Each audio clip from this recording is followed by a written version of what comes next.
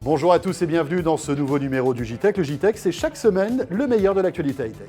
Et cette semaine, on prend le volant dans le JTech avec une voiture qui peut presque conduire toute seule. C'est la nouvelle BMW 520D. David Noguera l'a testée. On restera dans le domaine de l'automobile. Comment transformer sa voiture en hotspot Wi-Fi? On va tout vous expliquer. Et puis on va rester aussi dans le domaine des ondes avec un nouveau réseau qui connecte les objets et qui est français. Enfin, les consoles de jeux PS4 et Xbox voient leur disque dur prendre de l'embonpoint. C'est normal, c'est la faute au cloud. Le JTech, c'est le best-of des vidéos de la semaine. Soyez les bienvenus et merci de nous suivre sur BFM Business.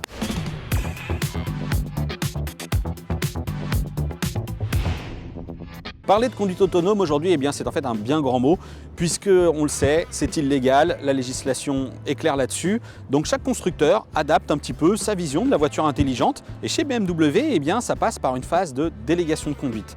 On va être tout de suite un peu dur avec la marque, c'est pas ce qu'on a testé de mieux, vous l'avez notamment vu sur Volkswagen Passat. Ici, la délégation de conduite concerne les embouteillages sur autoroute et à moins de 60 km/h. Mais ça fonctionne vraiment bien lorsque toutes les conditions sont réunies. Les capteurs intégrés à l'avant du véhicule et la caméra dans le pare-brise scrutent respectivement les véhicules qui sont devant afin d'ajuster la vitesse. La caméra surveille les lignes blanches pour suivre le tracé. La direction est complètement automatisée. Toutefois, comme je le disais, c'est illégal, donc il faut garder la main sur le volant comme si vous simuliez en fait le fait d'être maître du véhicule. Et là, tout se passe automatiquement. L'autre partie très intéressante pour la sécurité, c'est ce régulateur de vitesse auto-adaptatif qui surveille le véhicule qui est devant. Je règle une vitesse, encore une fois en passant par le système d'affichage tête haute, je n'ai absolument pas à quitter les yeux de la route. Et le véhicule accélère et freine automatiquement, donc dans les embouteillages comme sur les portions d'autoroute. C'est vraiment très rassurant puisque si jamais on est un petit peu distrait, le véhicule sera capable de ralentir de lui-même afin de conserver une distance de sécurité. Pour terminer cet essai de la BMW Série 5, je vais vous parler de ce système Surround View des caméras intégrées aux quatre coins du véhicule, sous les rétroviseurs, à l'avant, dans la calandre, à l'arrière, dans le pare-choc. Ce qui fait, lorsqu'on a une manœuvre à faire en marche arrière, toutes ces caméras s'activent, mais aussi pour sortir d'un parking où la visibilité est très réduite, celles qui sont intégrées dans le pare-choc sur les côtés, vous permettent de voir lorsque vous sortez d'un parking et que vous n'avez pas de visibilité, s'il n'y a pas une voiture qui arrive, bref, tout ce qu'il faut pour manœuvrer sereinement.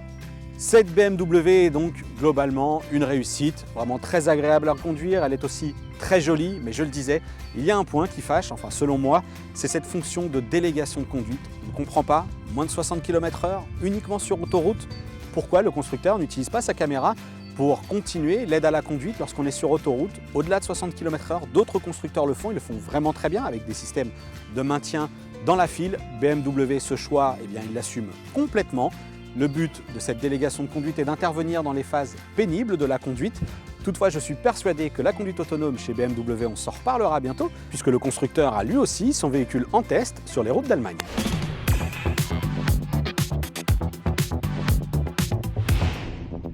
Transformer sa voiture en box Wi-Fi, alors c'est possible depuis un certain temps, on peut le faire déjà avec votre smartphone, tout simplement, en activant le partage Wi-Fi. Le seul problème, c'est que ça consomme de la batterie, et puis deuxièmement, ça va aussi consommer votre forfait data perso. Et quand on est plusieurs dans la voiture, et quand on commence aussi à regarder des dessins animés, à aller sur les réseaux sociaux, etc., c'est très gourmand en consommation de data. Orange a eu la bonne idée de sortir ce petit appareil, qui est en fait une box Wi-Fi avec à l'intérieur une puce 3G, 4G. Et ce petit appareil, vous allez le connecter tout simplement à votre prise allume-cigare que vous avez forcément dans votre véhicule, comme ceci. Et à partir du moment où je le branche, il va être alimenté et il va vous créer dans l'environnement de votre voiture un petit hotspot Wi-Fi comme si vous aviez une box dans votre voiture. Donc à partir du moment où vous avez inséré une carte SIM valide dans ce petit appareil et que vous le branchez, vous accédez en fait à des paramétrages directement sur votre tablette ou sur votre smartphone pour activer le système. C'est assez simple. Vous rentrez votre code PIN, vous rentrez le code Wi-Fi aussi de cet appareil puisque c'est sécurisé, c'est comme une box. Et à partir de ce moment-là, vous pourrez connecter jusqu'à 10 appareils sur le même dongle. Ça, c'est pratique. Si par exemple vous avez un minibus ou un minivan et que vous êtes plusieurs dans la voiture, chacun pourra avoir sa connexion Internet. Alors après, est-ce que ça marche ? Bien sûr que ça va marcher si par exemple vous êtes en ville et que vous avez une bonne connexion 4G, là pas de souci, vous aurez du très haut débit, même à vitesse quand même assez rapide, il n'y a pas de problème. En revanche, ça va se compliquer lorsque vous allez sortir des grandes agglomérations et que vous allez attaquer la campagne, comme on dit. Et là, même sur les autoroutes, et même si Orange a décidé ces dernières semaines d'améliorer considérablement sa couverture sur les routes et sur les autoroutes, il y a des moments où vous ne serez plus en 4G, vous pourrez passer en 3G, et là, bien sûr, le débit va s'en ressentir. Alors bien sûr, vous pouvez connecter n'importe quel type d'appareil sur ce dongle 4G, par exemple un smartphone, une tablette, mais aussi, pourquoi pas, un PC portable, si à l'arrière du véhicule, quelqu'un veut travailler et envoyer des emails. Il n'y a pas de souci.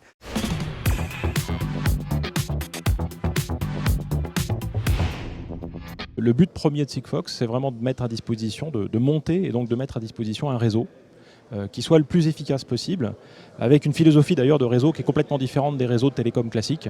Peut-être éventuellement je rentrerai dans ce détail.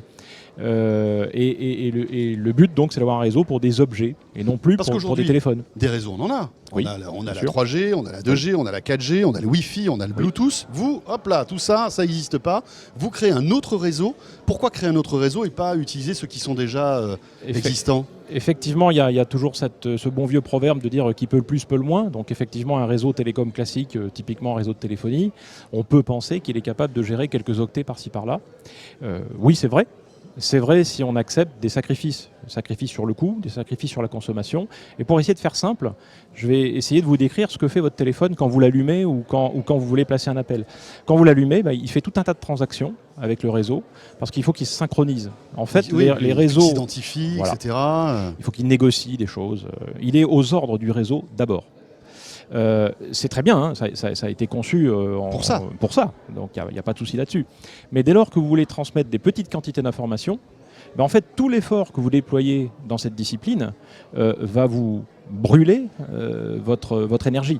Vous voulez un objet qui puisse durer des années, et en fait vous allez consommer 98% de votre énergie à vous connecter.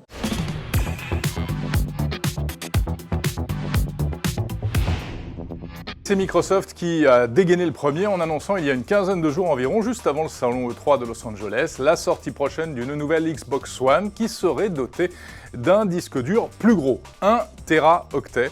Pour cette Xbox One New Look, ce sera quasiment la seule nouveauté, à part peut-être une manette légèrement revisitée. Il y aura une prise jack pour brancher un casque, et puis un revêtement noir mat au lieu du brillant qui prend beaucoup les traces de doigts. Elle coûtera plus cher, forcément, cette Xbox One 1 Teraoctet. La bonne nouvelle, ça aurait pu être une annonce de prix pour la version 500 Go qui va rester commercialisée, sauf que, non, en France, la 500 Go devrait rester à 379 €. Ça, c'est pour Microsoft. Et du côté de Sony, eh bien, la réponse ne s'est pas fait attendre bien longtemps. Ce lundi, la firme japonaise annonce une nouvelle PlayStation 4 qui sera elle aussi dotée d'un plus gros disque dur, 1 Teraoctet, comme sa concurrente. Voici la Ultimate Player 1 Tera Edition. Les fonctionnalités seront identiques, le design sera le même, elle sera quand même un petit peu plus légère, elle pèsera 2,5 kg contre 2,8 kg actuellement pour la PS4 et elle consommera 8% d'énergie en moins. C'est toujours bon à prendre. Pour le prix, eh bien, on devrait être aux environs de 400 € environ en France. Elle arrivera, cette nouvelle PS4 1 Tera, à partir de la fin juin au Japon et on parle peut-être de la mi-juillet en Europe. C'est plutôt une bonne nouvelle.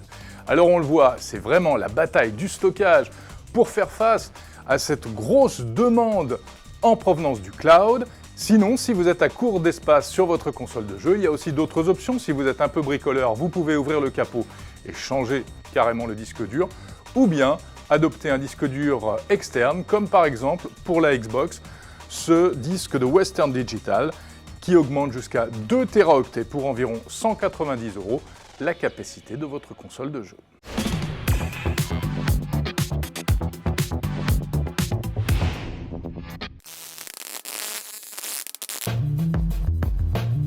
Bonne année. Ça commence fort le semestre de Las Vegas. On commence par... Bienvenue dans Power. Aujourd'hui, un Power spécial Asie où je vous propose exceptionnellement... Mais t'es qui, toi? Mais t'es qui? Mais j'y crois pas, non, ils sont derrière les caméras, ils veulent piquer ma place, j'y crois vraiment pas, là. Bonjour, bienvenue dans Power, nous sommes au Mobile World Congress 2015 à Barcelone. Alors, le Mobile World Congress, c'est quoi? Des smartphones, des tablettes et des tas d'outils de communication. Bonjour. I'm PP, I'm French, I'm from Power, big TV company, very important Power, how are you? Parle-moi, dis quelque chose, je sais pas, je suis fan de toi et tu me parles jamais, quoi. Voici Asimo de Honda pour Power. Il est là, il arrive, oh là là là, mais moi il m'impressionne complètement, il m'impressionne. Il fait ma taille en plus, 1m30, regardez, il est là. Hello, Pepe. Il est formidable, c'est comme incroyable, c'est comme la star de ce salon. Donc robot numérique à Saint-Quentin, regardez un petit peu ce qu'il sait faire, il est complètement humanoïde, c'est un truc qui m'impressionne à mort.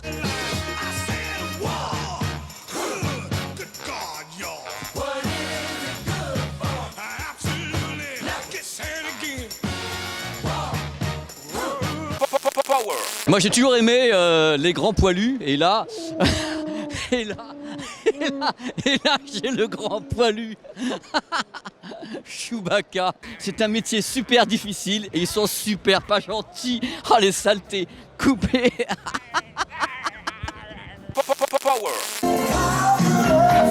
It's a curious thing. Make a one man weep, make another man sing. Attention. Yeah.